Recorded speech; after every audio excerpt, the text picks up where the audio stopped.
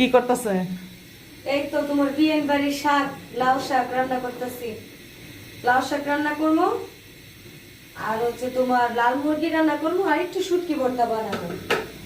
আবার কালকার তরকারি আছে, সিমে আলু টমেটো সব আছে। এই যে লাল মুরগি, এই যে তোমার পোলা ছোটটাই খালি আজান দেখো, খালি লাল মুরগি খাইতে চায়, খালি কুকুক।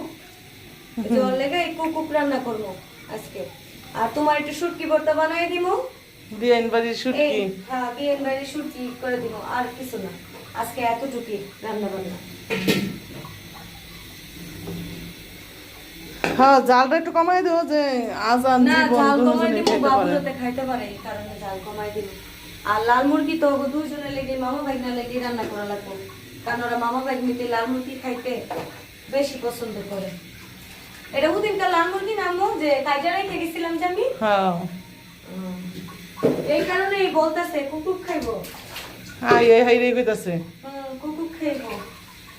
আর কি কি বাকি আছে বাজার?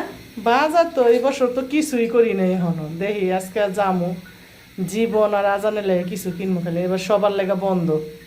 আজকে শপিং এ যাবা? হ্যাঁ, এই বছর কোন জায়গায় যামু ওইটাই চিন্তা করতেছি এখন, শরীরও ভালো না। ওইটা পরে তোমার ফ্রেন্ডদের দেখাই যে তুমি কোথায় যাবা। এখন এটা সিক্রেট থাক, আচ্ছা ঠিক আছে। সিক্রেট থাকো। ওনারা তো সাবস্ক্রাইব কমেন্ট শেয়ার কিছুই করে না। কে আমরা কোন যত জায়গাতে কষ্ট করে দেখতেছে ভিডিও করি। কমেন্ট বক্সেও জানায় না।